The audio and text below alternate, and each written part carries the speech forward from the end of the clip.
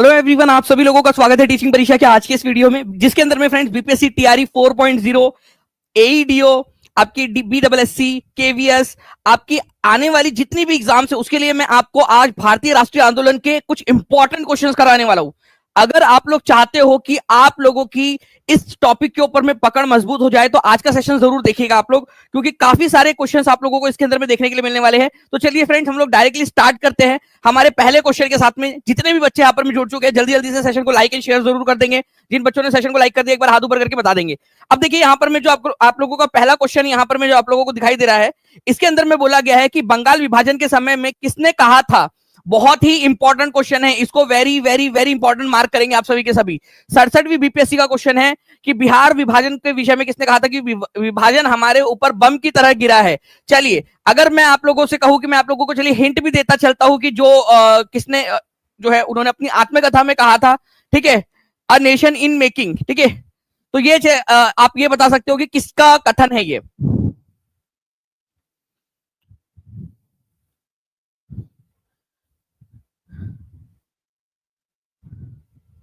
चलिए, बहुत बढ़िया फ्रेंड। देखिए, मैं आप लोगों को हिंट दे रहा हूं यहां पर में। उनकी एक पुस्तक है अ नेशन इन मेकिंग नाम से, अ नेशन इन मेकिंग। चलिए, एक हिंट दे दिया ताकि आप लोगों को याद रहे लंबे समय तक। तो ये थे सुरेंद्रनाथ बनर्जी। सुरेंद्रनाथ बनर्जी ने अपनी आत्मकथा में कहा था। देखिए, बंगाल का विभाजन अस्तित्व में आया था 16 अक्टूबर 1905 को, ठीक है। 20 जुलाई 1905 को इसकी घोषणा जो है वो हो गई थी। एक मैप जारी किया गया था कि इसका बंटवारा किस तरीके से होगा। और जब ये बंगाल का विभाजन की घोषणा हुई तो उसको इन्होंने कहा था कि विभाजन हमारे ऊपर बम की तरह गिरा। किसने? सुरेंद्रनाथ बनर्जी ने कहा था। सभी लोग इस चीज को याद रखेंगे फ्रेंड्स, बहुत ही इंपॉर्टेंट वाला क्वेश्चन है आप लोगों के लिए। ओके, चलिए नेक्स्ट क्वेश्चन की तरफ में हम लोग आगे बढ़ते हैं। जितने भी बच्चे देख रहे हैं जल्दी जल्दी से यहाँ पर मैं मुझे हर बच्चे का कमेंट के अंदर में आंसर चाहिए। अगर आप चाहते हो कि ऐसे ही बहुत सारे क्वेश्चन आपको करवाता रहूं, मुझे बताइए 16 अक्टूबर को जो है वो कौन से दिन के रूप में मनाया गया था। एक बार जल्दी से आप लोग फास्ट फॉरवर्ड रिवीजन के रूप में बताते रहेंगे। फास्ट आप लोगों के आंसर आते रहने चाहिए यहाँ पर में कमेंट में। नेक्स्ट क्वेश्चन की तरफ में हम लोग आगे बढ़ते हैं फ्रेंड्स। आप लोगों को बताना है कि महात्मा गांधी जी द्वारा सत्याग्रह आश्रम कहां पर में स्थापित किया गया था। इंपॉर्टेंट क्वेश्चन, ठीक है। आप में से जितने बच्चे इस पर्टिकुलर क्वेश्चन का आंसर लगा देंगे उन सभी लोगों को 1-1 रुपए वाली इक्लेयर्स आपके अपने खुद के पैसे से आप खरीद के खा सकते हो, ठीक है। बताइए जल्दी से इसका आंसर क्या होने वाला है। सत्याग्रह आश्रम।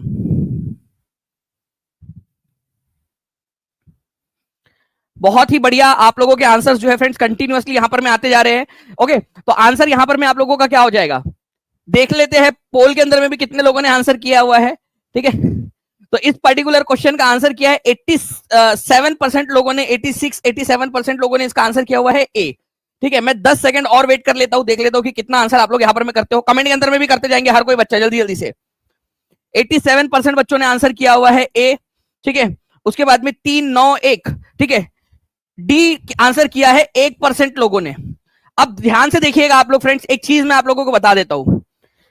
महात्मा गांधी जी ने 1915 के अंदर में, ठीक है, 1915 में जब महात्मा गांधी भारत आए तो उस समय में उन्होंने, ठीक है, सत्याग्रह आश्रम की स्थापना अहमदाबाद जो शहर है उसके पास में ही, ठीक है, कोचरब नाम की जगह है वहां पर में की थी। कोचरब नाम की जगह के ऊपर में, ये याद रखना है आप लोगों ने।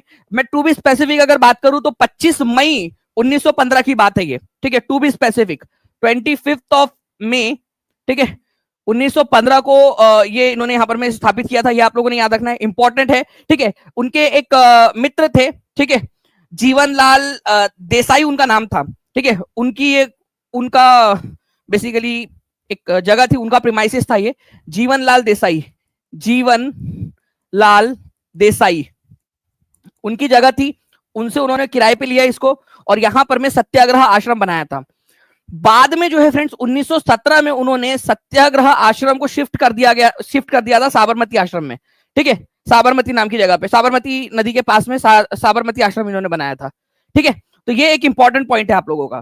तो अहमदाबाद के पास में कोचरब नाम की जो जगह है वहां पर में किया था। 1% लोगों ने, जब तक मैंने इसको बताया नहीं था तब तक केवल 1% लोगों ने आंसर किया था, ठीक है। तो ये 1% लोग, कोई इश्यू नहीं। आप बाकी के जितने भी 99% लोग हैं, मैं आप लोगों से कह रहा हूं आप लोग यहां सीखने ही आए हो और सीख के ही आगे बढ़ोगे। आप देखिएगा, हो सकता है कि यहां पर में आप सब लोग एग्जाम के अंदर में जब ये क्वेश्चन आए तो आप परफेक्ट आंसर लगा के आ सको। एक बार लिख देंगे, हर कोई बच्चा जल्दी से लिख देगा यहां पर में, सत्याग्रह आश्रम कौन से साल में गांधी जी ने कहां पर में स्थापित किया था, किससे उन्होंने उधार ली थी ये जगह, जल्दी बताएंगे आप सभी के सभी।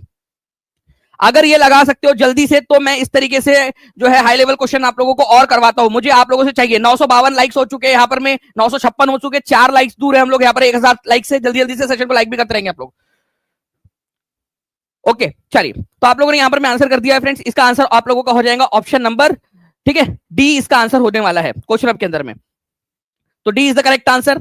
नाउ नेक्स्ट क्वेश्चन की तरफ में आगे बढ़ने से पहले फ्रेंड्स एक चीज आपको बताना चाहता हूं, आगे में काम आएंगी ये चीज। साबरमती आश्रम यहां पर में सत्याग्रह आश्रम जो है, सत्याग्रह आश्रम का एक गांधी जी चाहते थे कि इसका एक और आश्रम जो है इस नाम से बनाया जाए। उन्होंने अपने सबसे प्यारे शिष्य, ठीक है, विनोबा भावे से कहा कि विनोबा एक सत्याग्रह आश्रम खोलना है, ठीक है, ये भारत के थोड़ा मध्य वाले इलाके में होना चाहिए, तो आसपास में कहीं पे बनाओ, मध्य भारत के आसपास में कहीं पे भी इसको। तो वर्धा जिले के अंदर में, ठीक है, वर्धा जो है ये जो जिला है यहां पर में, ठीक है, एक सत्याग्रह आश्रम नाम से, ठीक है, 1921 के अंदर में आश्रम की स्थापना की थी विनोबा भावे ने। तो वर्धा में सत्याग्रह आश्रम किसने बनाया था? अगर ये क्वेश्चन आ जाए तो आंसर क्या होगा आपका? विनोबा भावे 1921 में। क्या ये आप लोगों को याद रहेगा? क्या इसके ऊपर में क्वेश्चन पूछा जाए? अभी थोड़ी देर में क्वेश्चन आएगा इसके ऊपर में आप लोगों के ऊपर, आप लोगों के लिए। विनोबा भावे ने ही, ठीक है, वर्धा में ही एक आश्रम बनाया था 1934 के अंदर में, ठीक है, जिसका नाम उन्होंने रखा था पावनार आश्रम, ठीक है, प्रमोधन आश्रम भी इसको बोलते थे, और पावनार नाम की जगह पे था तो पावनार आश्रम भी बोल दिया जाता था। फिर बाद में 1936 में गांधी जी ने यहां पर में सेवाग्राम आश्रम बनाया था, सेवाग्राम, ठीक है, सेवाग्राम के अंदर में सेवाग्राम आश्रम जो है गांधी जी का, ठीक है, गांधी जी ने भी स्थापित किया था आश्रम। चलिए, गांधी जी ने 1936 में एक और आश्रम फिर बनाया था। ये तो ये 3 अलग अलग आश्रम है, ये याद रखना है आप लोगों ने वर्धा के अंदर में। आगे मैं आप लोगों को इसको और ज्यादा बेहतर तरीके से बताता चलूंगा। गांधी जी का जो उद्देश्य था सत्याग्रह आश्रम को साबरमती में शिफ्ट करने के लिए, क्योंकि जगह ज्यादा चाहिए थी, उनको बड़ी जगह चाहिए थी ताकि वही आश्रम में ही कृषि की जा सके, पशुपालन किया जा सके, ठीक है, कताई वगैरह का जो काम है, सूत कताई का काम, वो सारा किया जा सके वही के वही। अब ये देखिए बिहार जूनियर जो है इसके अंदर जीएस के अंदर में क्वेश्चन आया है आपका, जल्दी इसका आंसर बताएंगे आप लोग। एंड कांग्रेचुलेशंस फ्रेंड्स, 1000 लाइक्स आपके कंप्लीट हो चुके थे। इधर मेरा ध्यान भी नहीं था, आप लोग इधर पढ़ाते समय देखने का इधर में, तो 1000 क्या 1100 लाइक्स आप लोगों ने कर दिए। बहुत बहुत शुक्रिया आप सभी का। जिन बच्चों ने चैनल को सब्सक्राइब नहीं किया है, चैनल को सब्सक्राइब जरूर कर लेंगे, और जहां भी शेयर कर सकते हो शेयर जरूर कर देना आप सभी लोगों ने।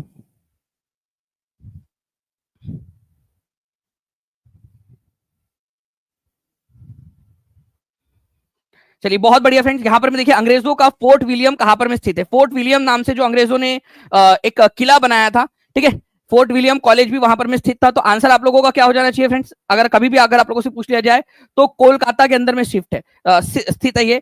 एक्चुअल में पहले कोलकाता का नाम क्या था? कलकत्ता था। ये भी आप लोगों ने याद रख लेना है, कलकत्ता याद रहेगा आप लोगों को। कोलकाता को पहले कलकत्ता बोला जाता था। तो कोलकाता, आज का जो कोलकाता यहाँ पर में फोर्ट विलियम कॉलेज स्थित है, इसको याद रखना है आप लोगों ने। आज ये भारतीय सेना की जो पूर्वी कमान है, eastern command of Indian army, उसका मुख्यालय यहाँ मुख्यालय इस फोर्ट विलियम के अंदर में स्थित है अभी, ठीक है, उस बिल्डिंग के अंदर में। आपको बता दूं फ्रेंड्स कि ईस्ट इंडिया कंपनी का जो है पूरा यहाँ पर में केंद्र हुआ करता था, ठीक है, फोर्ट विलियम के अंदर में, इस किले के अंदर में। और एक और चीज है जो आप लोगों ने याद रखनी है इस पर्टिकुलर क्वेश्चन के बिहाफ के अंदर में, कि हुगली नदी के किनारे के ऊपर में है फोर्ट विलियम। कब बना था ये क्वेश्चन पूछा जा सकता है। तो 1696 के अंदर में जो है फ्रेंड्स इसका नाम जो है इसको कंस्ट्रक्ट किया गया था 1696 के अंदर में, 1696 के अंदर में। ओके, तो ये भी एक इंपॉर्टेंट क्वेश्चन आप लोगों का बन सकता है। तो answer is option number A, Kolkata के अंदर में फोर्ट विलियम स्थित है, 1696 के अंदर में इसको बनाया गया था, ठीक है। चलिए, तो आंसर इसका ये हो जाएगा। ये बिहार जूनियर के एग्जाम के अंदर में ऑलरेडी आया हुआ क्वेश्चन आप लोगों का। नेक्स्ट क्वेश्चन की तरफ में आगे बढ़ते हैं। देखिए बहुत ही इंपॉर्टेंट क्वेश्चन, ठीक है, very very very important question आप लोगों का। आपको बताना है फ्रेंड्स कि 1933 में, ठीक है, महात्मा गांधी ने अपने सभी राजनीतिक गतिविधियों से टेम्पररी रूप से संन्यास ले लिया था, ठीक है, और करीब 12,500 मील की यात्रा की, 9 महीने तक वो जो है चलते रहे। देश के अलग अलग इलाकों में उन्होंने यात्रा की, अलग अलग इलाकों में गए, एक देशव्यापी यात्रा की उन्होंने। इस यात्रा को उन्होंने क्या नाम दिया था? देखिए भारत के अंदर में गांधी जी ने एक दांडी यात्रा की थी, ठीक है, उसके बाद में सिविल डिसोबीडियंस मूवमेंट किया, ठीक है, सविनय अवज्ञा आंदोलन, एक बार स्थगित हुआ, फिर से सविनय अवज्ञा आंदोलन शुरू हुआ, बीच में 3 राउंड टेबल कॉन्फ्रेंस हुई। तो ये सारी चीजें होने के बाद में गांधी जी ने 1933 में, इवन इसके बाद में जो है आपको पता ही है कि कम्युनल अवार्ड वाली चीज हुई, पूना पैक्ट हुआ। तो सारी चीजें होने के बाद में 1933 में गांधी जी ने राजनीतिक गतिविधियों से संन्यास ले लिया और समाज सेवा में लग गए। और समाज सेवा के इसमें ही गांधी जी ने 12,500 मील की यात्रा की चल के, ठीक है। और इस यात्रा को गांधी जी ने क्या नाम दिया था? तो इस यात्रा को गांधी जी ने नाम दिया था हरिजन यात्रा। एक्चुअल में जो सो कॉल्ड लोअर क्लास है, जिनको कम दर्जे का माना जाता था, दलित या छोटी कास्ट का बोलते थे जिन लोगों को, उनके साथ में, जिनके साथ में डिस्क्रिमिनेशन, भेदभाव होता था, गांधी जी ने उनको हरिजन नाम दिया। बोला कि ये भगवान के बच्चे, हरि के बच्चे, हरिजन, ठीक है, उनको नाम दिया और हरिजन यात्रा निकाली गांधी जी ने, ठीक है। इस हरिजन यात्रा की जो शुरुआत है 7 नवंबर 1933 को हुई थी, ठीक है। और जुलाई 1934 में, 29 जुलाई 1934 को ये यात्रा खत्म हुई बनारस के अंदर में। तो वर्धा से स्टार्ट हुई थी ये यात्रा, ठीक है, 7 नवंबर 1933 को वर्धा से, और खत्म हुई वाराणसी या बनारस के अंदर में, ठीक है, जुलाई 1934 के अंदर में। तो 1933 में गांधी जी ने जो यात्रा निकाली थी 12,500 मील की, उसको क्या नाम दिया था? हरिजन यात्रा। सभी लोग लिख देंगे एक बार, अगर आप चाहते हो कि ऐसी और भी क्वेश्चंस आप लोगों को करवाते रहे, जल्दी से कमेंट के अंदर में लिख दीजिए, सभी के सभी बच्चे, हर एक बच्चा जल्दी से कमेंट के अंदर में लिख देगा।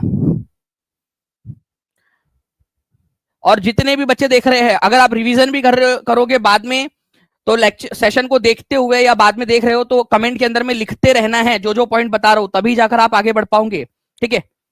चलिए, बहुत बढ़िया फ्रेंड्स, आगे बढ़े हम लोग यहाँ पर में नेक्स्ट क्वेश्चन की तरफ में हमारे, ठीक है। निम्नलिखित किलों में से ब्रिटिश ने सबसे पहले किसका निर्माण किया था? अब ये भी एक क्वेश्चन बन सकता है, भारत के अंदर में ब्रिटिशर्स का पहला किला कौन सा था?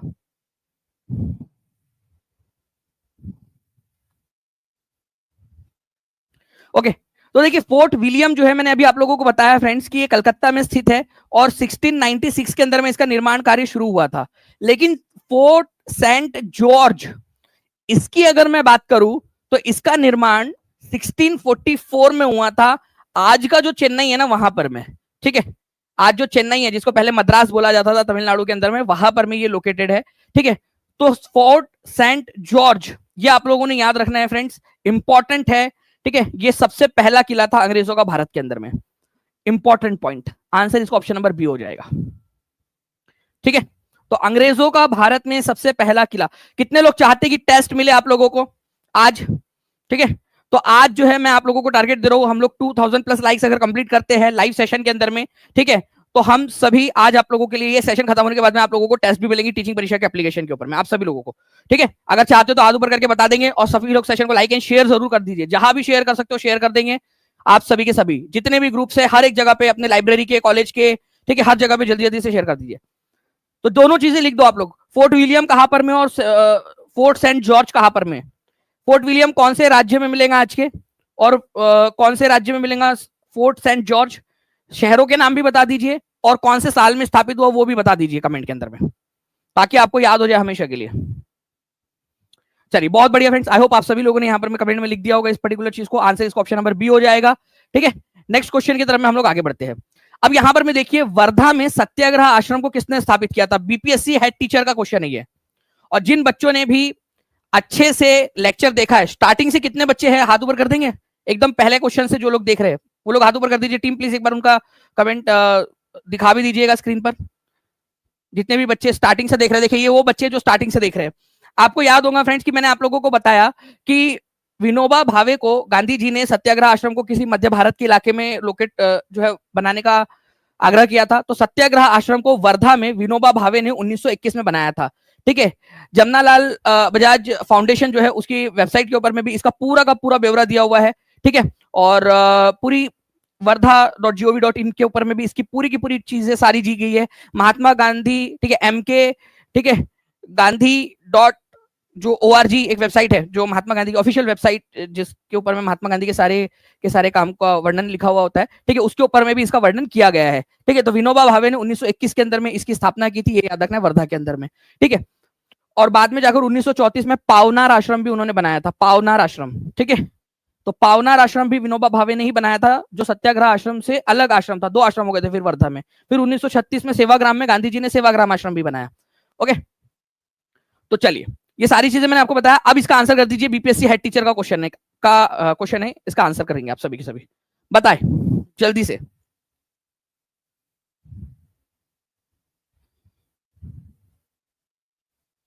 बहुत बढ़िया फ्रेंड्स, आप लोगों के आंसर यहाँ पर में आ गए हैं। विनोबा भावे इसका आंसर हो जाएगा। ठीक है, 1921 के अंदर में सत्याग्रह आश्रम की इन्होंने स्थापना की थी। ठीक है, चलिए नेक्स्ट क्वेश्चन की तरफ में हम लोग आगे बढ़ते हैं और इसको पूरा अच्छे से डिटेल के अंदर में यहाँ पर में देखेंगे।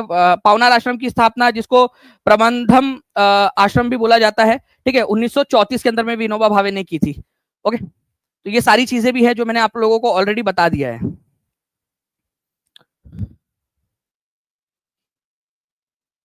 नेक्स्ट क्वेश्चन, औद्योगिकरण के आधार पर आर्थिक विकास की योजना तैयार करने के लिए 1938 में राष्ट्रीय योजना समिति, ठीक है, या योजना आयोग की पूर्ववर्ती जो संस्था थी, उसमें किसकी महत्वपूर्ण भूमिका थी? अब यहां पर मैं आप लोग ध्यान से समझिएगा फ्रेंड्स, ठीक है, औद्योगिकरण के आधार पर आर्थिक विकास की योजना तैयार करने के लिए 1938 में 1938, ये ईयर अगर थोड़ा सा भी अगर आपको याद आ जाए ईयर में क्या क्या था, कौन कौन सी चीजें हुई थी इस समय काल के अंदर में, तो आप बहुत ही आसानी से इसका आंसर लगा पाओगे। तो देखिए 1938 के अंदर में आपको पता होना चाहिए कि इंडियन नेशनल कांग्रेस का जो सेशन था, ठीक है, उसके जो अध्यक्ष थे वो कौन थे? ठीक है, सुभाष चंद्र बोस। ओके, सुभाष चंद्र बोस। ये सेशन कहां पर में हुआ था? हरिपुरा के अंदर में। ठीक है, हरिपुरा के अंदर में ये सेशन हुआ था, गुजरात के हरिपुरा के अंदर में।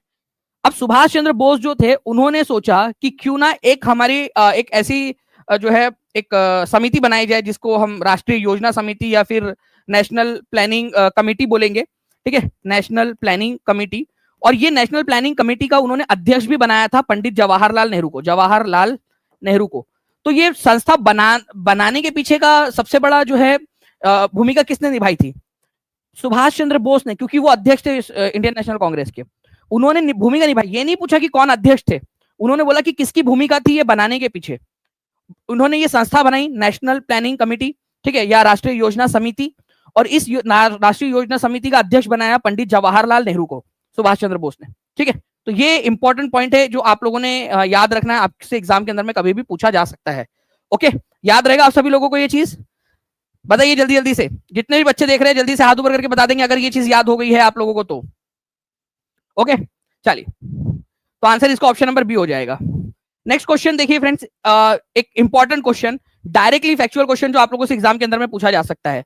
निम्नलिखित में से किसने भारतीय राष्ट्रीय कांग्रेस के कराची अधिवेशन को महात्मा गांधी की लोकप्रियता का और प्रतिष्ठा का शिखर माना था? बोला था कि महात्मा गांधी की प्रतिष्ठा का शिखर है, मतलब गांधी जी अपने चरम पर थे 1931 के अंदर में। ठीक है, pinnacle of Mahatma Gandhi popularity and Prestige, तो ये कहा था फ्रेंड्स। ठीक है, अब कई सारे बच्चे जो है वो 1931 का सेशन देख रहे हैं, ये सेशन कराची में हुआ था। ठीक है, मार्च एंडिंग के अंदर में, ठीक है, मार्च एंड में ये सेशन हुआ था कराची के अंदर में।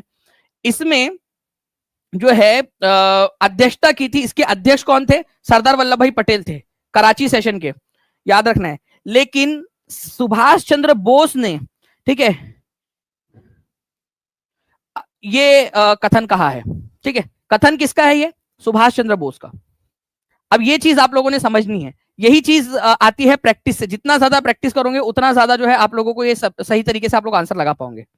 ओके, तो प्लीज इस पर्टिकुलर पॉइंट को आप लोग याद रखिएगा कि कराची सेशन जो है 26 मार्च से लेकर 31 मार्च तक ये चला था। ठीक है, 1931 में कराची सेशन कहां पर में हुआ हैगा जी? ठीक है, वो एक बहुत रील वायरल हो रहा है ना, कराची सेशन कहां पर में हुआ था? और कराची सेशन था तो कराची में हुआ होगा। ठीक है, ऑब्वियस सी बात है। तो कराची सेशन जो है वो कराची में हुआ था। ठीक है, तो इसके अध्यक्ष कौन थे? सरदार वल्लभ भाई पटेल थे। लेकिन इसमें, ठीक है, एक अनप्रेसिडेंटेड क्राउड आपको देखने के लिए मिला था। जो क्राउड था, ठीक है, जो भीड़ आई थी, ठीक है, उस चीज को देखते हुए और गांधी जी की पॉपुलैरिटी को देखते हुए, ठीक है, सरदार वल्लभ भाई पटेल के अध्यक्षता में ये सेशन हो रहा था। लेकिन इसमें मेन जो कैरेक्टर थे वो महात्मा गांधी थे। इसी में महात्मा गांधी ने भी कहा था इसी सेशन के अंदर में कि गांधी मर सकता है, गांधीवाद कभी नहीं मरेगा।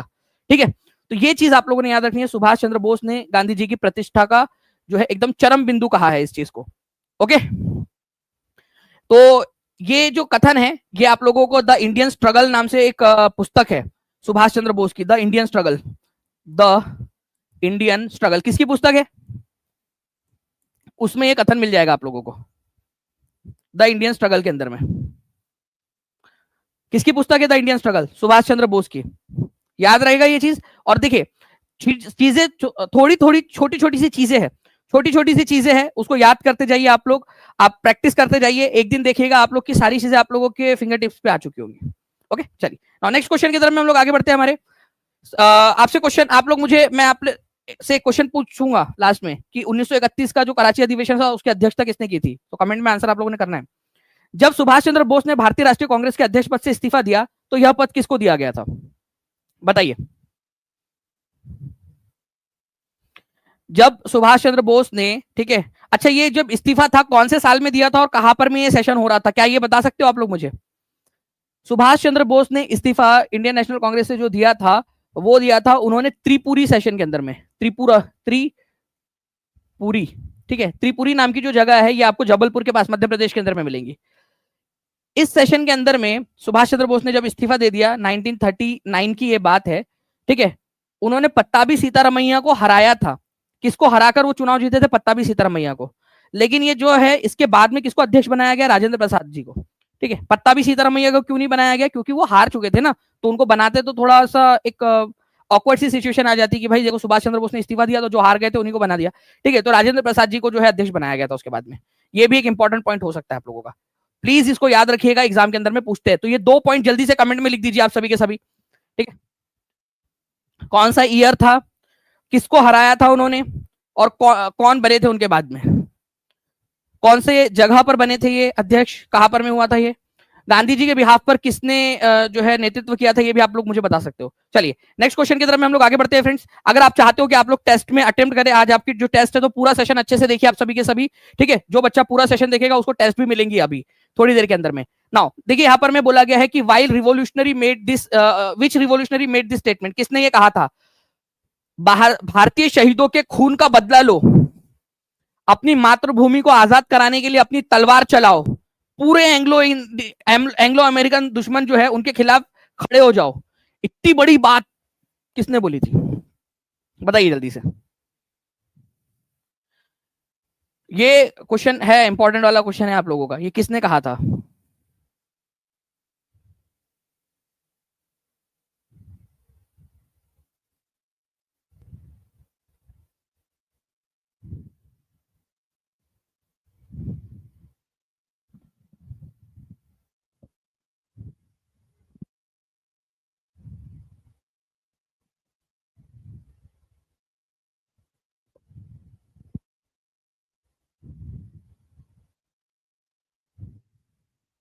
चलिए नाउ देखिए फ्रेंड्स, यहां पर में क्या हुआ कि ऑल इंडिया कांग्रेस कमेटी जो है इसके खिलाफ पूरे देश के अंदर में इन्होंने कहा, सुभाष चंद्र बोस ने, कि हम जो है क्या करेंगे, विरोध प्रदर्शन करेंगे पूरे भारत के अंदर में ऑल इंडिया कांग्रेस कमेटी के खिलाफ। इसके वजह से, इनके इस बयान की वजह से, और ये जो चीज कर रहे थे वो कांग्रेस के खिलाफ में, ठीक है, उसके वजह से कांग्रेस के सारे पदों पे से उनको 3 साल के लिए निकाल दिया गया। उनको बंगाल की जो प्रांतीय कांग्रेस कमेटी थी उससे भी उनको निकाल दिया गया। ठीक है, फिर उन्होंने फॉरवर्ड ब्लॉक की स्थापना की थी। ठीक है, जब उनको कांग्रेस से निकाल दिया गया तो भारतीय शहीदों के खून का बदला लो, अपनी मातृभूमि को आजाद कराने के लिए अपनी तलवार चलाओ, पूरे एंग्लो अमेरिकन दुश्मन के खिलाफ खड़े हो जाओ, ये कहा था सुभाष चंद्र बोस ने। ठीक है, फॉरवर्ड ब्लॉक की स्थापना के समय में, ठीक है, फॉरवर्ड ब्लॉक की स्थापना के समय में सुभाष चंद्र बोस ने। ओके, तो ये भी पॉइंट है जो आप लोगों ने याद रखना है, इंपॉर्टेंट है, एग्जाम में पूछा जा सकता है आप लोगों से। चलिए नेक्स्ट क्वेश्चन की तरफ में हम लोग आगे बढ़ते हैं फ्रेंड्स, बी इसका आंसर हो जाएगा आप लोगों का। नेक्स्ट क्वेश्चन, 1945 में ब्लैंक सरकार सत्ता में आई ब्रिटेन के अंदर में, कौन सी पार्टी की सरकार जो सत्ता में आई थी ब्रिटेन के अंदर में, ये बता देंगे मुझे आप लोग। 1945 के अंदर में कौन सी सरकार सत्ता में आई थी, कौन सी पार्टी की सरकार थी जो सत्ता में आई थी?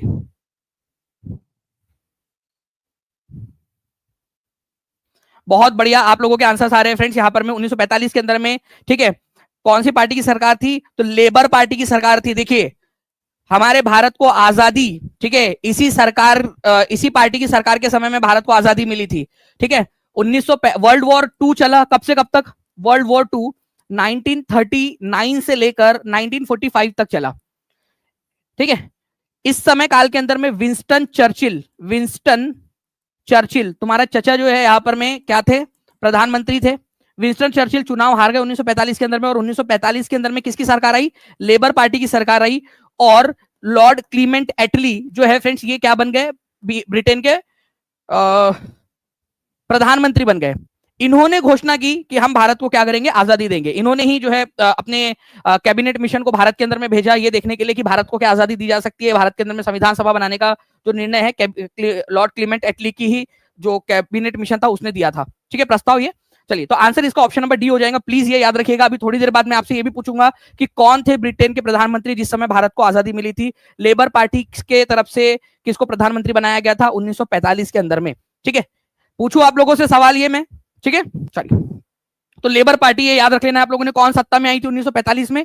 Labour party. ये क्वेश्चन ऐसे भी बन सकता है कि ब्रिटेन के प्रधानमंत्री लॉर्ड क्लीमेंट एटली जिन्होंने भारत की आजादी के समय में सत्ता में थे, वो कौन से पार्टी से बिलोंग करते थे?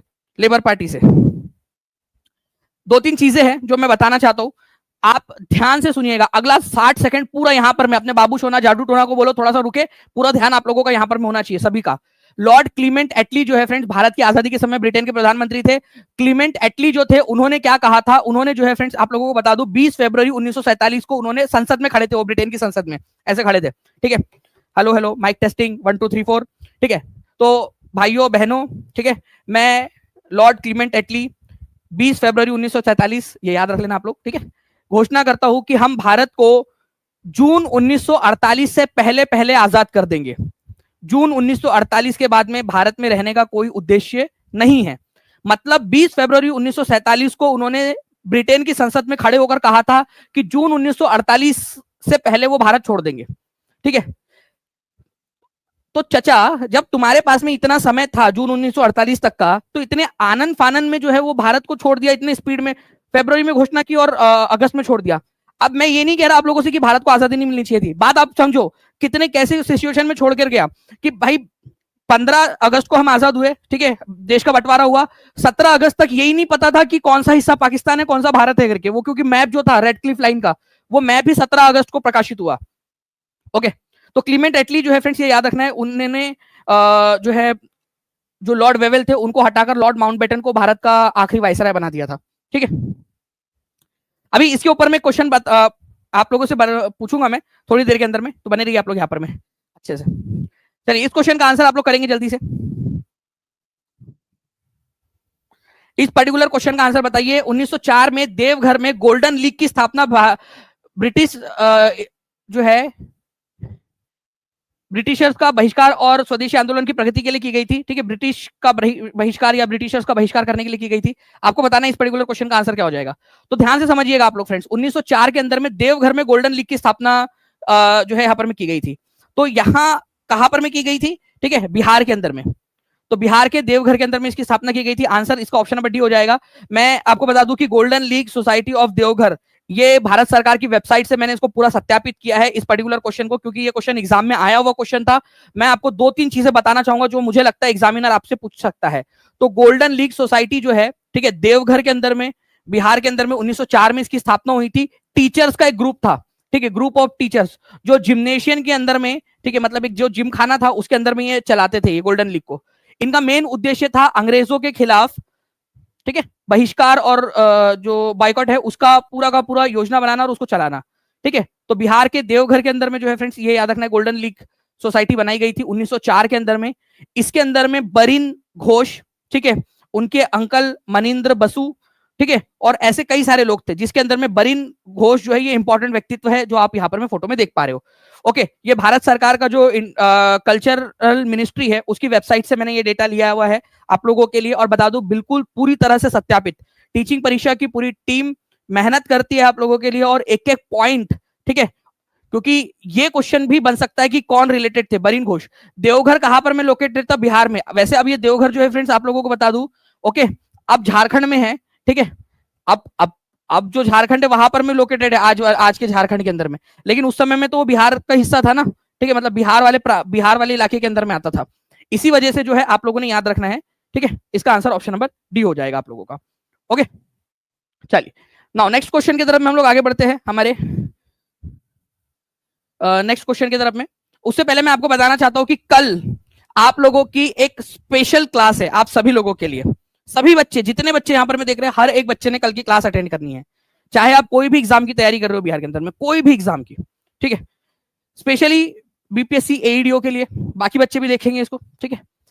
नए अध्याय की नई शुरुआत कल आप लोगों के लिए, बिहार स्पेशल, जैसे आज मैं आप लोगों को एकदम बिल्कुल फ्रेश वाले, एकदम बढ़िया वाले क्वेश्चन आपको करवा रहा हूं, वैसे ही कल बिहार स्पेशल की एक महा मैराथन आपको करवाने वाला हूं, जो क्वेश्चंस आपको एग्जाम के अंदर में देखने के लिए मिलेंगे। तो कल बिल्कुल तैयार रहिएगा आप सभी के सभी लोग। ओके, चलिए नाउ, बहिष्कार और स्वदेशी आंदोलन के लिए काम करने हेतु गोल्डन लीग नामक संगठन का गठन किस स्थान पर हुआ था, ये बताना है आप लोगों ने। अरे थैंक यू सर कहा, अभी सेशन खत्म नहीं हुआ है, अभी नहीं खत्म हुआ है। चलिए बताइए इस पर्टिकुलर क्वेश्चन का आंसर क्या होगा। बहिष्कार और स्वदेशी आंदोलन के लिए काम करने हेतु गोल्डन लीग नामक संगठन का गठन किस स्थान पर हुआ था।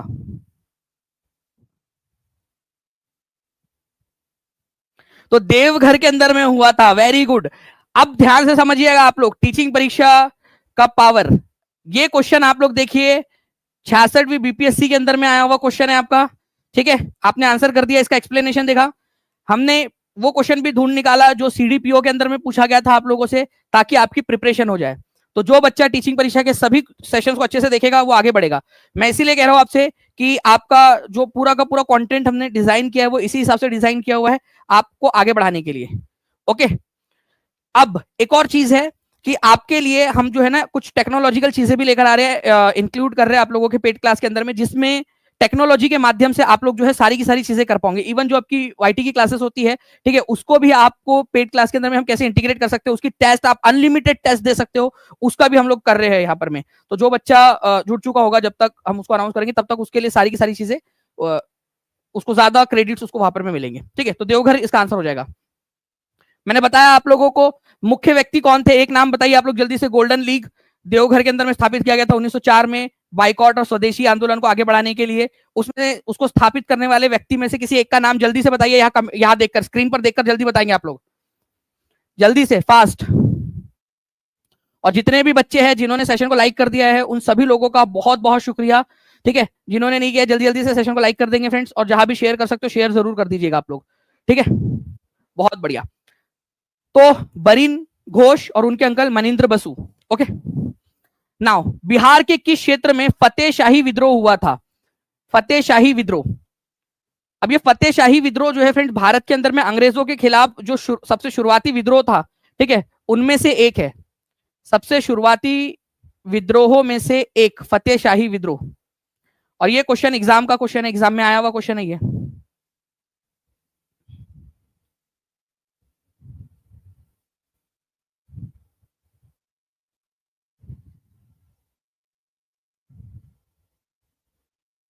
देखिए 1781 के आसपास में, 1781 के आसपास में, एक मैप दिखाता हूं मैं आप लोगों को, ठीक है। इसका एनोटेशन हटा दिया है शायद से, चलिए कोई बात नहीं, मैं फिर से बना देता हूं यहाँ पर मैं एक छोटा सा एक मैप टाइप का। ये वाला आप इलाका कंसीडर करिए, उत्तर प्रदेश का ये कुशीनगर वगैरह साइड का इलाका, और ये बिहार का ये वाला, ये जो इलाका था ना ये पूरा का पूरा, इसको आप सारण मानिए, क्योंकि ये गोपालगंज सिवान वगैरह तो बाद में बने ना जिले, ठीक है। पहले इस बड़े इलाके को सारण नाम से जाना जाता था, सारण जिले के नाम से जाना जाता था, ठीक है। तो ये जो इलाका था, इस इलाके के अंदर में, ठीक है, फतेह बहादुर शाह नाम से जो शासक थे, ठीक है, उन्होंने अंग्रेजों के खिलाफ में बगावत कर दी थी, ठीक है, क्योंकि उनसे टैक्स वसूला जा रहा था, उनके अधिकार छीने जा रहे थे अंग्रेजों के द्वारा। तो यहाँ पर में इन्होंने ये किया था। दूसरी चीज जो है फ्रेंड्स आप लोगों ने ये याद रखना है कि छापेमार युद्ध पद्धति के अंदर में बहुत ज्यादा ये लोग महारत हासिल रखते थे, छुप छुप के, नहीं है, जैसे जंगलों में, पहाड़ी इलाकों में छुपकर फिर हमला करना, उसके अंदर में भी महारत हासिल थी, ठीक है। तो फतेह बहादुर शाही, इनके नेतृत्व में ये हुआ था, इसी वजह से इसको फतेह शाही विद्रोह के नाम से जाना जाता है, सारण इलाके के अंदर में, ठीक है। अब तिरहुत का इलाका नहीं है, ये याद रखिएगा आप लोग, ओके। तिरहुत तो बड़ा पूरा इधर साइड के अंदर में हो गया आपका, ओके। तिरहुत जो कि इधर साइड के अंदर में आता है, मुजफ्फरपुर वगैरह साइड के अंदर में आप लोगों का। उसके बाद में मिथिला का क्षेत्र नहीं है इधर में, ओके, नीचे साइड में आ जाता है। तो ये सारण का जिला जो है ये आपका आंसर हो जाएगा इसमें, क्योंकि मेनली ये जो इलाका है ना पूरा, ये गोपालगंज सिवान और ये सारण वाला इलाका है मेनली, हिस्टोरिकली सारण क्षेत्र बोलते हैं इसको। फिर बाद में जिले और बढ़ाए गए, जिलों की संख्या बढ़ाई गई, अदरवाइज सारण जिला जो है ये इधर मेन, ये इस इलाके के अंदर में ये हुआ था, ठीक है, बिहार के। चलिए, आई होप आप लोगों को ये क्वेश्चन जो है समझ में आ गया होगा। मैं बार बार इसकी रिवीजन भी कराता रहूंगा ताकि आप लोगों को ये चीज याद होती रहे। कितने लोग चाहते हैं कि इसको रिवाइज करवाता रहूं मैं आप लोगों को? जल्दी जल्दी बताएंगे आप सभी के सभी, और एक बार जल्दी से जहां भी शेयर कर सकते हो जल्दी जल्दी से शेयर जरूर कर देंगे आप सभी के सभी। Okay, next. इस क्वेश्चन का आंसर मुझे हर एक बच्चे से चाहिए कमेंट के अंदर में, हर एक बच्चे से, हर एक बच्चा इसका आंसर करेगा। और जो जो चीजें याद आ रही है आप लोगों को इस पर्टिकुलर क्वेश्चन से रिलेटेड, वो भी सारी चीजें बताते जाएंगे आप सभी।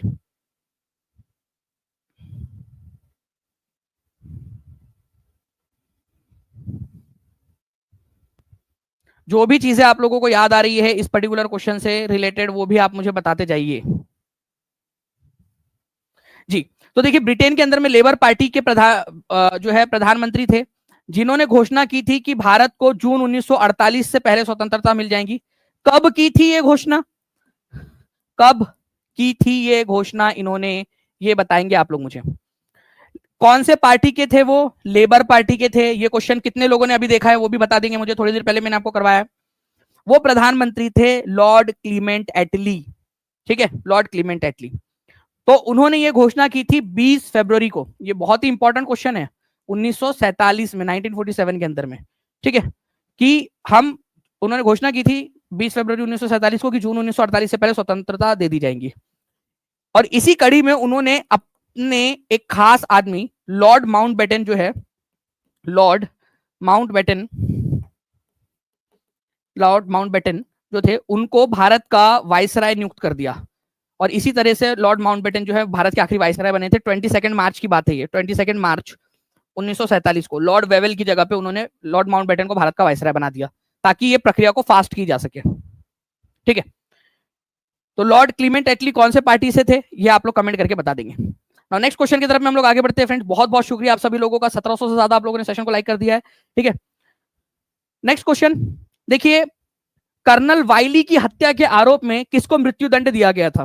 कर्नल वाइली की हत्या के आरोप में, तो कर्नल वाइली जो थे उनकी हत्या के आरोप में ब्रिटेन के अंदर में, ठीक है, मदन लाल ढींगरा जो है, इनको मृत्युदंड दिया गया था। एक्चुअली क्या हुआ था कि उस समय भारत के secretary of state for India, secretary of state for India, Bharat के मामलों के सचिव, ठीक है, लॉर्ड मॉर्ले थे, लॉर्ड मॉर्ले, इनको मारना चाहते थे ये मदन लाल ढींगरा। लेकिन जो है फ्रेंड्स, कर्जन वाइली जो इनके जो साथी थे, ठीक है, लॉर्ड मॉर्ले के, उनके ऊपर में हमला हो गया और उनकी मृत्यु हो गई गलती से। ठीक है, तो कर्नल वाइली को मारने नहीं गए थे, ये मारने गए थे लॉर्ड मॉर्ले को, जो भारत के सेक्रेटरी ऑफ स्टेट, भारत के मामलों के मंत्री थे बेसिकली। ये ब्रिटेन के एक आप बोल सकते हो कि एक नेता थे, ठीक है, मंत्री, भारत सरकार, भारत के मामलों के मंत्री ब्रिटेन की सरकार के अंदर में लॉर्ड मॉर्ले, ठीक है, उनके साथी कर्नल वाइली की हत्या हो गई थी, मदन लाल ढींगरा ने कर दी थी। ओके, तो आंसर इसका ऑप्शन नंबर ए हो जाएगा। तो प्लीज इस पर्टिकुलर पॉइंट को याद रखिएगा आप लोग। कौन से साल की बात है ये, अगर ये क्वेश्चन आप लोगों से पूछ लिया जाए तो ये बात है 1909 की। लंदन के अंदर में ये घटना घटी थी, ये भी आप लोग याद रख लीजिएगा। ठीक है, उसके अलावा आपको बता दूं फ्रेंड कि श्यामजी कृष्ण वर्मा ने लंदन के अंदर में जो इंडियन होम रूल सोसाइटी बनाई थी 1905 में, उसी के सदस्य थे ये, उसी में रहते थे। श्यामजी कृष्ण वर्मा ने बनाया था ना इंडियन हाउस, ठीक है, और उसी को इंडियन होम रूल सोसाइटी भी बोला जाता है 1905 में। ठीक है, तो भारत सचिव के जो राजनीतिक सलाह, भारत के मामलों के सचिव लॉर्ड मॉर्ले के राजनीतिक सलाहकार थे ये कर्नल वाइली। नाउ अब देखिए नेक्स्ट क्वेश्चन आप लोगों का आपकी स्क्रीन के ऊपर में ये रहा। इस पर्टिकुलर क्वेश्चन के अंदर में बोला गया है आप लोगों से कि निम्नलिखित में से किसने भारत का पहला महिला विश्वविद्यालय स्थापित किया था? Very very very important question. और कहां पर में स्थापित किया था ये भी आप मुझे बता देंगे। ठीक है, SNDT कॉलेज इसको बोला जाता है, श्रीमती नाथीबाई दामोदर ठाकरसी कॉलेज। ठीक है, या फिर आप इसको बोल सकते हो श्रीमती नाथीबाई दामोदर ठक्करसी महिला विद्यापीठ। 1916 के अंदर में स्थापित हुआ था ये याद रखना है आप लोगों ने। ठीक है, SNDT वुमेन्स यूनिवर्सिटी, इसको स्थापित किया था, ठीक है, धोंडो केशव कर्वे, ठीक है, महर्षि धोंडो केशव कर्वे, ठीक है, इन्होंने स्थापित किया था। ये आप लोगों को याद रखना है, बहुत ही इंपॉर्टेंट क्वेश्चन है। ठीक है, DK curve, doctor DK curve भी आप लोग इनको बोल सकते हो। बहुत ही ज्यादा इंपॉर्टेंट क्वेश्चन है ये वाला। कहां पर में स्थापित किया था ये भी क्वेश्चन अगर पूछ लिया जाए तो आप लोग क्या आंसर करोगे?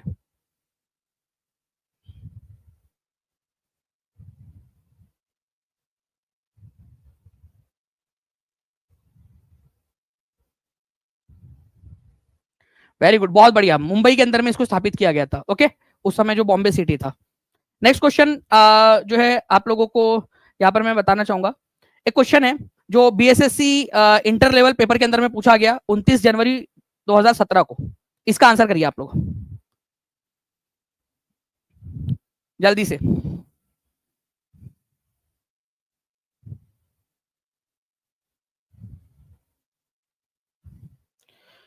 बहुत बढ़िया। देखिए इंडिया आफ्टर गांधी, ये बहुत ही फेमस पुस्तक है फ्रेंड्स, ठीक है। किसने लिखी है? तो इंडिया आफ्टर गांधी, जिसको आप लोगों में से जितने भी बच्चे अगर आप लोगों ने बीए वगैरह से किया है या पढ़ाई किया आपने, ठीक है, तो आप लोगों ने इसको पढ़ा भी होगा, या फिर अगर आप ऐसे ही जनरल प्रिपरेशन भी कर रहे हो तो भी पढ़ते हैं। इंडिया आफ्टर गांधी नामक जो पुस्तक है, ये रामचंद्र गुहा जो है उन्होंने लिखी है, ठीक है। बहुत ही फेमस इतिहासकार, ठीक है, और गांधी जी के ऊपर में उन्होंने काफी कुछ लिखा है, रामचंद्र गुहा। तो इंडिया आफ्टर गांधी भी इन्होंने ही लिखी है। तो सी इसका आंसर हो जाएगा। ये बीएसएससी इंटर लेवल पीयूआईपी 29 जनवरी 2017 के एग्जाम के अंदर में पूछा गया क्वेश्चन, ठीक है। तो ये चीज इंपॉर्टेंट है, आप लोगों ने याद रखना है, ठीक है। चलिए, चेतन भगत, भाई चेतन भगत इंडिया आफ्टर गांधी क्यों लिखेंगे? चेतन भगत तो वो टू स्टेट्स, हाफ गर्लफ्रेंड, ठीक है, 5 पॉइंट समवन, रिवॉल्यूशन 2020, इस तरीके की जो है वो पुस्तक उन्होंने लिखी है, ठीक है। चलिए, तो रामचंद्र गुहा ने लिखा है इंडिया आफ्टर गांधी, प्लीज लिख देंगे आप लोग। तो गांधी बिफोर इंडिया, ठीक है, ये एक पुस्तक है। Gandhi the years that change the world, ठीक है, डेमोक्रेट्स एंड डिसेंटर्स, ये पुस्तकें भी रामचंद्र गुहा की ही है, इंडिया आफ्टर गांधी के अलावा, ठीक है। तो गांधी बिफोर इंडिया मतलब इंडिया आने से पहले गांधी जी का इतिहास क्या था, ठीक है। मतलब इंडिया से पहले गांधी जी का क्या इतिहास था वो नहीं है, इंडिया तो था ही हमेशा से ही ना। गांधी इंडिया आने से पहले गांधी जी का क्या था वो इंडिया, गांधी बिफोर इंडिया में उन्होंने लिखा हुआ है, ठीक है। Gandhi the years that change the world, Gandhi के जो साल थे जिन्होंने वर्ल्ड को चेंज कर दिया वो है। डेमोक्रेट्स एंड डिसेंटर्स, ये पुस्तक भी रामचंद्र गुहा ने लिखी है, इतिहासकार रामचंद्र गुहा ने। ओके, चलिए अब देखिए एक और क्वेश्चन। दहेज लेना बुरी बात है, ओके, लेकिन आप यहां पर में देखिए कि अंग्रेज भी इससे पीछे नहीं है, ओके। क्या हुआ, तुम्हारे चचा का लड़का था और तुम्हारे मामा की लड़की थी कैथरीन, ठीक है। कैथरीन ऑफ ब्रिगेंजा नाम था तुम्हारे मामा की लड़की का, पुर्तगाल की थी, ये पुर्तगाल के राजा की लड़की थी, ठीक है। कैथरीन ऑफ ब्रिगेंजा उनका नाम था। उसकी शादी जो है इंग्लैंड के जो राजकुमार थे, ठीक है, चार्ल्स द सेकेंड, उससे तय हुई।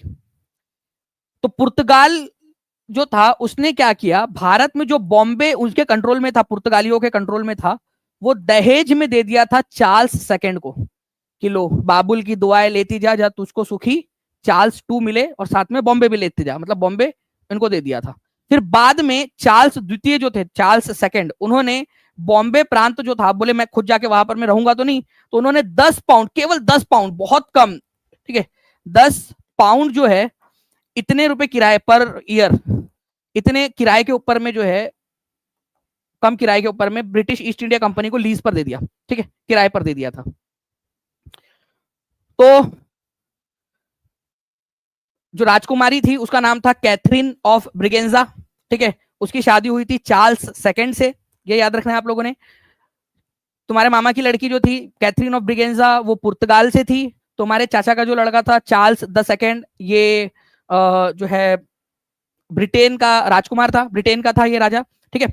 और दहेज में क्या मिला था, बॉम्बे मिला था। उसने कितने रुपए प्रति वर्ष की इस पे दे दिया था, ये शादी हुई थी वैसे 1661 के अंदर में, ठीक है, 1661 में शादी हुई थी।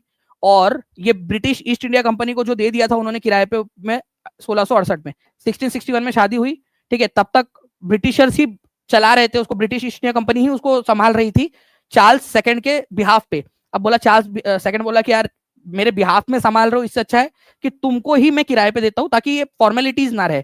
तो चार्ल्स सेकंड ने 10 पाउंड पर ईयर के उस पे उसको दे दिया, ब्रिटिश ईस्ट इंडिया कंपनी को 10 पाउंड पर ईयर, ठीक है। 10 पाउंड क्या होता है जी, ठीक है, जैसे भारत के अंदर में रुपया होता है ना, बिल्कुल वैसा ही जो है वहां पर में ब्रिटेन की करेंसी जो है पाउंड है, ठीक है, ये याद रखना है आपने। वैसे आज के समय में 10 पाउंड की कीमत कितनी होगी, 1160-61 रुपए के अराउंड होंगी। 10 पाउंड 1161 रुपए आज के हिसाब से, आप समझ लीजिए 1100 रुपए के करीब आज की कीमत के हिसाब से बता रहा हूं। चलिए अब देखिए, एक व्यक्ति इसका नाम याद रखना आप, फणींद्र नाथ घोष।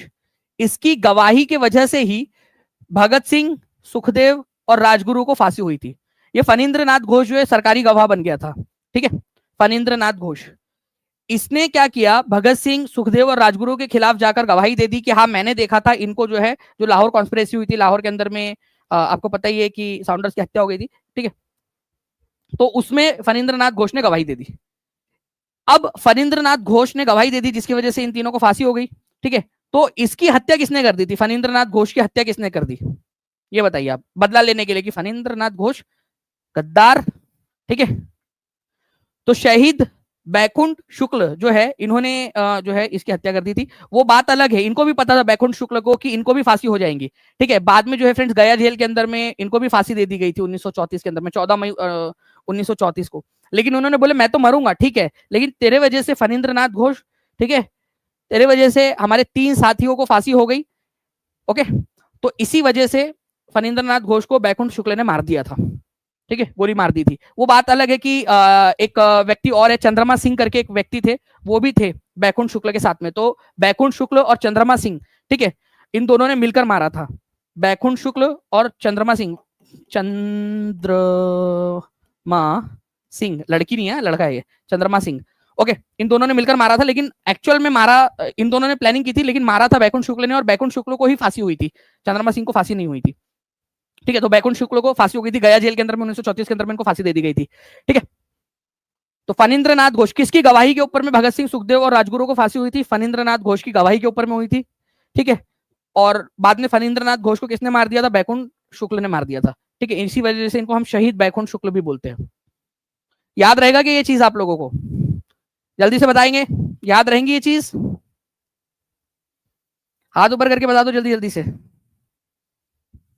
चलिए 1920 लाइक्स हो चुके हैं, बहुत पास हम लोग पहुंच चुके हैं 2000 लाइक्स के, ठीक है। तो जल्दी जल्दी से सेशन को जहां भी शेयर कर सकते हो शेयर भी करते रहेंगे आप सभी के सभी, जितने भी कॉलेज के ग्रुप्स है आपके, और कमेंट के अंदर में आंसर हर किसी बच्चे ने लगाना है, ओके। इसके ऊपर में भी अगर आप बोलोगे तो मैं एक एक्स्ट्रा क्वेश्चन आपको बता दूंगा। बाकी ये ओरिजिनल क्वेश्चन है आपका डीएससीओ का 2021 का। निम्नलिखित में से कौन सा आयोग 1857 के विद्रोह के दमन के बाद सेना के पुनर्गठन से जुड़ा है।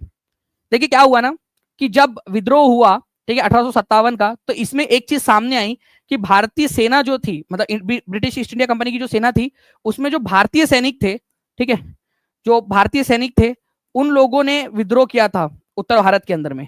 तो इसी वजह से सेना के अंदर में पुनर्गठन करना अब जरूरी हो गया है, क्योंकि भारतीय लोगों की संख्या बहुत ज्यादा है सेना के अंदर में। तो भारतीय सेना का पुनर्गठन करने के लिए भारत में जो ब्रिटिश ईस्ट इंडिया कंपनी की सेना है उसमें सुधार करने के लिए पील कमीशन का गठन किया गया था, पील आयोग का। ये बहुत ही इंपॉर्टेंट क्वेश्चन हो जाता है आप लोगों का इस तरह से, 45वीं बीपीएससी के अंदर में आया हुआ है, और ऑलरेडी मैंने पेड क्लास में पढ़ाया भी इसको, पील कमीशन के बारे में आपको। 1857 का विद्रोह वाला सेशन कितने लोगों ने देखा है पेड क्लास में, टीचिंग परीक्षा के एप्लीकेशन पर? अगर आपने अच्छे से देखा है उसको तो आपको पता होगा कि जो इंडियन सैनिक है उनकी संख्या को कम किया गया और यूरोपियन जो सैनिक है उनकी संख्या को बढ़ाया गया था, ठीक है, पील कमीशन के रिकमेंडेशन के आधार पर, ओके। तो पील कमीशन, जोनाथन पील करके एक व्यक्ति थे, उनके नेतृत्व में ये कमीशन बना था, इसी वजह से इसको पील कमीशन बोलते हैं। चलिए तो 2 इसका आंसर हो जाएगा, डायरेक्ट क्वेश्चन नहीं है, जोनाथन पील इसके अध्यक्ष थे। अच्छा एक क्वेश्चन है, अभी थोड़े दिन पहले मैंने इसको आप लोगों को करवाया भी है, संयुक्त राष्ट्र पूरा का पूरा सेशन कराया, 3 लेक्चर हम लोगों ने किए हैं यूनाइटेड नेशंस के। तो यूनाइटेड नेशंस के उस सेशन के अंदर में मैंने एक चीज आपको बताई थी, ठीक है। इसका अब नेशनल मूवमेंट में इसका क्या काम है मैं आपको बताता हूँ इसका, ठीक है, क्यों मैंने इसको यहाँ पर मैं जोड़ा है इस क्वेश्चन को। कौन सा देश संयुक्त राष्ट्र सुरक्षा परिषद का स्थायी सदस्य नहीं है? तो देखिए यूनाइटेड नेशंस जो है, यूनाइटेड नेशंस इसकी स्थापना हुई थी 1945 के अंदर में, टू बी स्पेसिफिक 24 अक्टूबर को, लिखते जाएंगे सभी के सभी 24 अक्टूबर को, ठीक है। 1945 के अंदर में 50 देशों ने इसके ऊपर में हस्ताक्षर किए थे, फिर बाद में एक और देश इसमें जुड़ गया था, पोलैंड, ठीक है। तो टोटल इसके संस्थापक सदस्य कितने थे? संस्थापक सदस्य थे, ठीक है, 51 कंट्रीज। क्या इसमें इंडिया था? बिल्कुल जी हाँ, इंडिया भी इसके अंदर में सिग्नेटरी था, इंडिया इसका, ठीक है, संस्थापक सदस्य था। ये मैंने पूरा बढ़ाया है आपको कि भारत की तरफ से कौन गया था इसके अंदर में शामिल होने के लिए, कौन से 2 लोग थे किन्होंने साइन किया। मैंने फोटो और आप लोगों को डायरेक्टली प्रूफ के साथ में दिखाया है। यूनाइटेड नेशन का चार्टर की वो फोटो, उनकी इमेज की फोटो भी आपको ढूंढ के दिखाई है। पूरा चार्टर मैंने पढ़ा और उसके बाद में आपको फोटो भी उसकी दिखाई मैंने आपको चार्टर के अंदर में। ओके, तो अब देखिए यहां पर में कौन से देश है, उसमें सुरक्षा परिषद भी बनाई गई थी एक।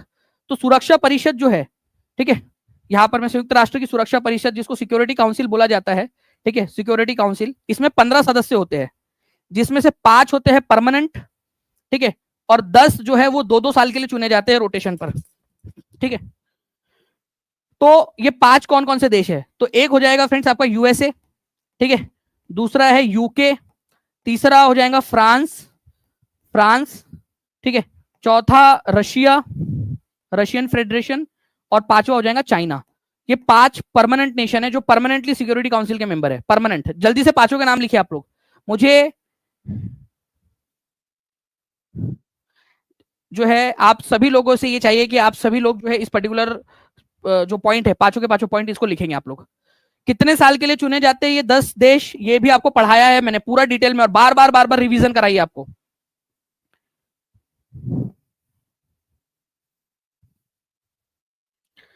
तो आंसर हो जाएगा फ्रेंड्स कि जर्मनी इसका जो है क्या है, मेंबर नहीं है, परमानेंट सदस्य नहीं है, बेसिकली संयुक्त राष्ट्र का परमानेंट मेंबर, ठीक है। ये 5 देश है, ये याद रखिएगा आप लोग। अब इसमें क्या था, मैं इसलिए बता रहा था आपको कि भारत जो है भारत में जब आजादी का आंदोलन चल रहा था, ठीक है, रिवॉल्यूशन जब चल रहा था भारत के अंदर में कि भाई भारत को आजाद किया जाए, उस समय में भी, ठीक है, जो ब्रिटिश सरकार जो थी भारत के अंदर में, वो भारत को चाह रही थी कि भारत भी अलग अलग जो जो उस समय में इंटरनेशनल ऑर्गेनाइजेशंस बन रही है उसका पार्ट बने, ठीक है। तो भारत इसका संस्थापक सदस्य यूनाइटेड नेशंस का, ये याद रखना था आप लोगों ने। ये देख सकते हो आप पेड क्लास यूनाइटेड नेशंस के अंदर में हमने सारी चीजें पढ़ी है। तो इसीलिए बोल रहा हूँ जितने भी बच्चे पेड क्लास में एनरोल्ड है वो अच्छे से प्लीज रिवीजन करिए, सारी चीजें आपको पढ़ाइए, जितनी भी चीजें आपको बोल रहा हूँ कि इंपॉर्टेंट है उसको अच्छे से रिवाइज करिए आप सभी के सभी। पूरा नोट्स, क्विज, पीडीएफ सब कुछ आप लोगों को दिया हुआ है उसके अंदर में, ठीक है। और जो लोग नहीं जुड़े अब तक, जो जुड़ना चाहते हैं, नीचे में नंबर चल रहा है, उस नंबर पे कॉल या व्हाट्सएप कर लीजिएगा, या टीचिंग परीक्षा के एप्लीकेशन पे डायरेक्टली जाके जुड़ जाइए, ठीक है। और ऐसे ही पूरा का पूरा हम लोग एईडीओ का भी पूरा करने वाले, तो जो बच्चे एईडीओ के लिए पढ़ना चाहते हैं वो लोग भी कर सकते हैं अच्छे से। चलिए, तो ये पूरा 10 कंट्रीज कौन सी है नॉन परमानेंट वाली, वो भी आपको बता दिया था भारत की तरफ से, ठीक है। आरकोट रामास्वामी मुदलियार और वीटी कृष्णमाचारी, ठीक है, ये 2 लोग गए थे भारत की तरफ से, दोनों की साइन आप देख सकते हो यहाँ पर। तो कल जो है फ्रेंड्स हम लोग बीपीएससी एईडीओ की जो है एक क्लास करेंगे, बड़ी वाली क्लास, ये आप लोगों ने याद रखना है, ठीक है।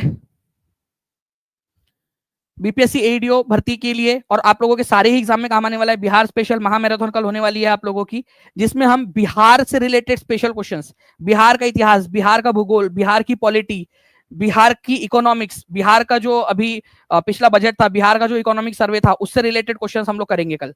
तो उसके लिए तैयार रहिएगा आप सभी के सभी लोग, जितने भी बच्चे हैं। अगर आप चाहते हो कि ऐसे ही मैं आपको करवाता रहूं, ठीक है, तो आप मुझे बताना कि सर बिल्कुल ऐसे क्वेश्चंस करना चाहते हो आप लोग। चलिए और कुछ क्वेश्चन देख लेते हैं। बिहार बीपीएससी हेड मास्टर का एग्जाम का क्वेश्चन आपका, स्वतंत्रता आंदोलन के प्रथम चरण में अतिवादी भारतीय नेतृत्व द्वारा निम्नलिखित में से किसको समझा और संगठित किया गया, ठीक है। देखिए स्वतंत्रता आंदोलन के प्रथम चरण में अतिवादी भारतीय नेतृत्व द्वारा, अतिवादी का मतलब होता है फ्रेंड्स यहाँ पर में जो एक तरीके से एक्सट्रीमिस्ट थे, गरम दल वाले जो लोग थे, ठीक है, एक्सट्रीमिस्ट इंडियन लीडरशिप, उन्होंने आर्य समाज का अलग है, वो धार्मिक आंदोलन एक तरीके से हो गया, ठीक है। इंडियन यूनिवर्सिटीज एक्ट को थोड़ी ना संगठित किया, ये तो एक अंग्रेजों के द्वारा बनाया गया कानून था यूनिवर्सिटीज के लिए, ठीक है।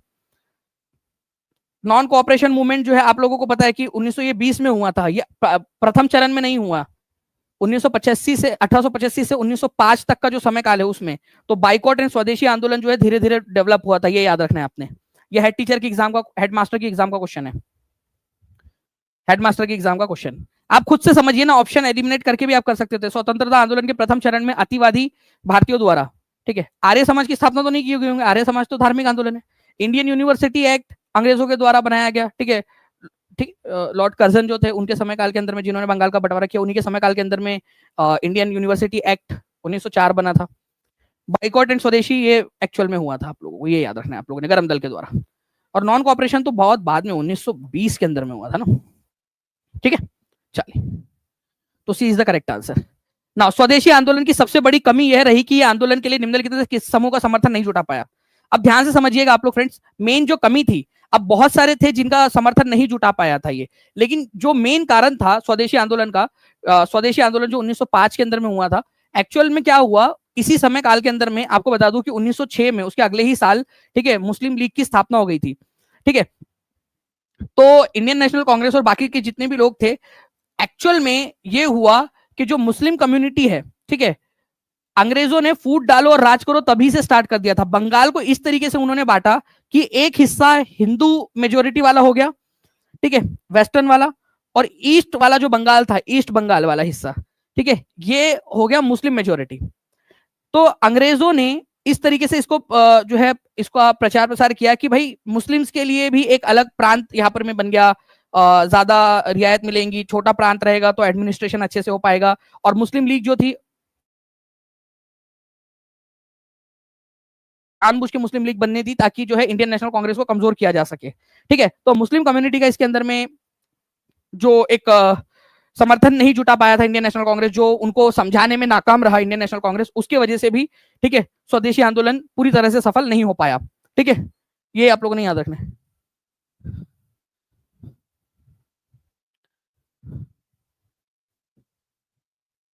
वीडियो चल रही है आई थिंक मेरी तरफ से।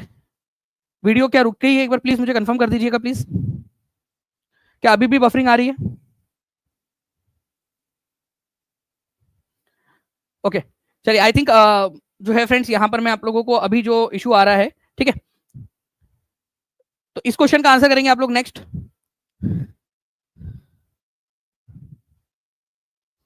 देखिए 40वीं बीपीएससी के अंदर में भी था इस क्वेश्चन आपका, ठीक है, कि मुख्यतः 1905 में स्वदेशी आंदोलन से मुख्यतः अप्रभावित रहा।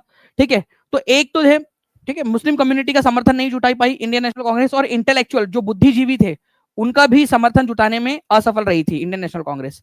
ठीक है, तो बताइए यहां पर में क्या ये सही होगा? नहीं, क्योंकि इंटेलेक्चुअल्स जो थे इंडियन नेशनल कांग्रेस के अंदर में, ठीक है, क्या उनका समर्थन था या नहीं था, ये आप लोगों को बताना है।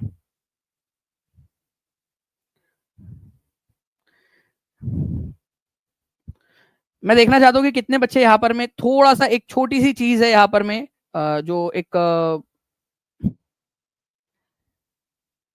एरर है उसमें, ठीक है, ऑप्शंस में दो ऑप्शंस आपको एक जैसे दिखाई दे रहे होंगे, ठीक है, क्या आप उसको देख पा रहे हो या नहीं?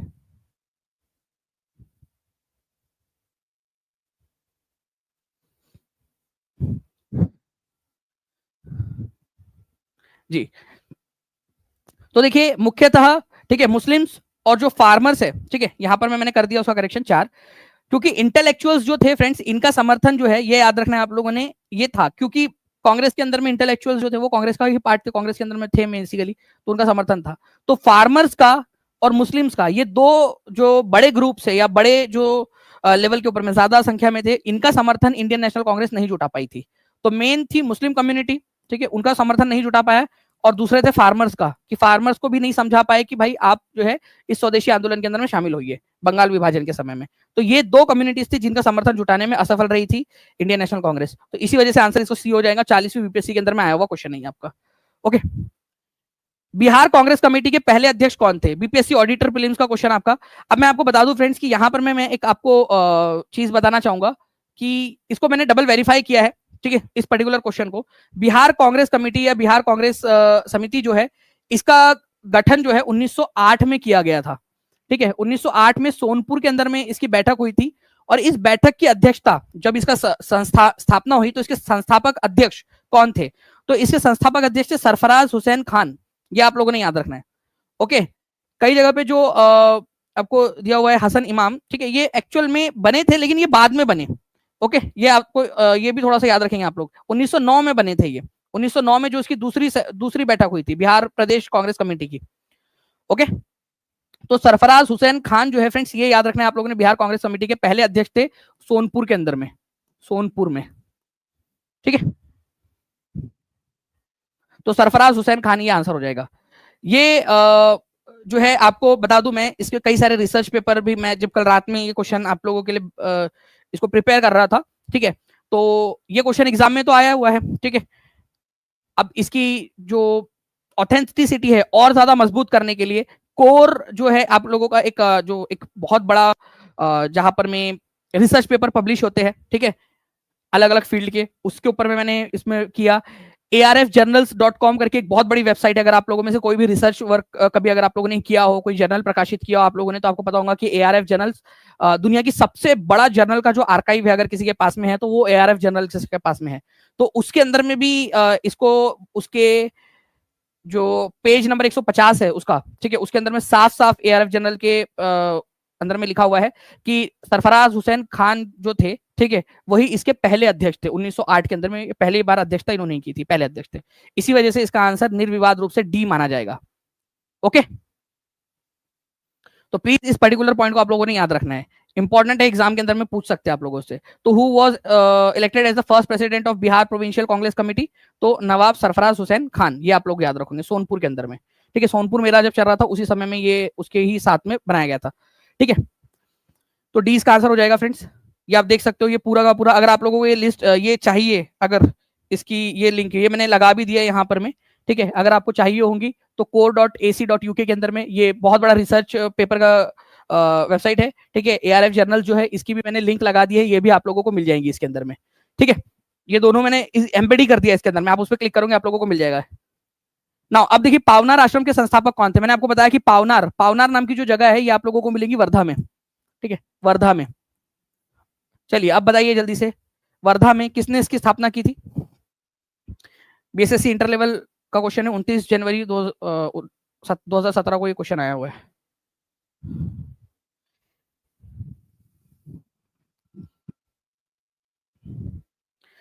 जल्दी से सेशन को लाइक एंड शेयर जरूर कर देंगे। आप लोगों के लिए टेस्ट भी है अभी, जितने भी बच्चे जो टीचिंग परीक्षा का एप्लीकेशन है उसके ऊपर में जाइएगा आप लोग। किसी भी कहां पर में डाला है प्लीज एक बार मुझे प्लीज कंफर्म कर दीजिएगा।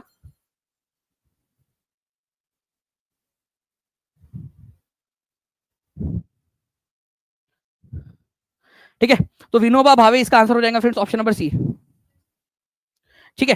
तो देखिए आप लोग जैसे ही टीचिंग परीक्षा के एप्लीकेशन के अंदर में जाओगे, ठीक है, यहाँ पर में फ्री कंटेंट है आप लोगों का, उसके अंदर में आप लोग जाइएगा, उसके अंदर में आप लोगों को एक BPSC TRE का फोल्डर मिल जाएगा, BSc TRE के नाम से, ठीक है।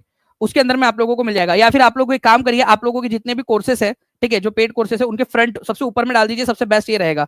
तो BPSC TRE 4 के अंदर में सबसे ऊपर में ही हम एक काम करते, सबसे जैसे ही आप कंटेंट में जाओगे सबसे बाहर में सबसे ऊपर में एक फोल्डर लगा देते, सबसे आसान तरीका वही हो जाएगा आप लोगों के लिए ढूंढना, ठीक है। फ्री रखेंगे, सबके लिए फ्री रहेगा, कोई भी कोर्स में चले जाइए TRE 4 के, ठीक है, उसके अंदर में सबसे ऊपर में रख देंगे आप लोगों के, ठीक है। जो एक्टिव बैचेस है उसके अंदर में रख दीजिए सबसे ऊपर में। तो विनोबा भावे, ठीक है, पावनार आश्रम के संस्थापक थे विनोबा भावे, 1934 के अंदर में इसकी स्थापना इन्होंने की थी। ओके, चलिए, जिसको इसको परम धाम आश्रम भी बोला जाता था, ठीक है, ये भी याद रखना है आप लोगों ने, परम धाम आश्रम। इस क्वेश्चन का आंसर आप लोग कमेंट के अंदर में मुझे बताएंगे जल्दी से कि इस पर्टिकुलर क्वेश्चन का आंसर क्या होने वाला है।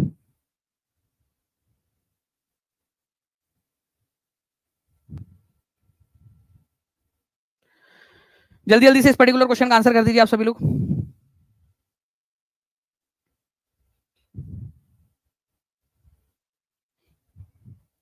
जितने भी बच्चे यहाँ पर भी देख रहे हैं, आई होप आप सभी लोगों ने चैनल को सब्सक्राइब कर लिया होगा, ठीक है, और सेशन को लाइक कर देंगे, जहां भी शेयर कर सकते हो शेयर जरूर कर देंगे। कमेंट के अंदर में जरूर बताइएगा आप लोग कि क्या आप लोग कल के लिए तैयार हो, ठीक है।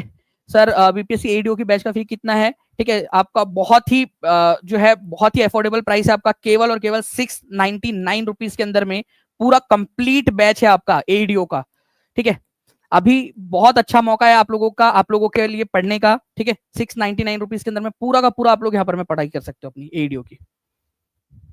तो जो भी बच्चे जुड़ना चाहते हैं वो कर सकते हैं यहाँ पर में। इसका आंसर आप कमेंट में करोगे, आप लोगों के लिए टेस्ट अपलोड कर दी गई है, ठीक है। आप टीचिंग परीक्षा के एप्लीकेशन पे जाइए, ठीक है, पेड कोर्स के सबसे ऊपर वाले फोल्डर में फ्री रख देंगे ताकि आपको ढूंढने में आसानी हो, क्योंकि वो सारे लोग आसानी से ढूंढ लेते हैं आराम से, ठीक है। तो वहां पर में जाकर आप और फिर मुझे कमेंट में आकर आंसर बताइएगा कि कितना आपका स्कोर आया, जल्दी बताइए आप लोग। क्या आप लोग स्कोर बताओगे अपना? जितने भी लोगों ने पूरा देखा है जल्दी से बता दीजिए कि क्या आप लोग अपना अपना स्कोर बताओगे यहां पर मैं आकर।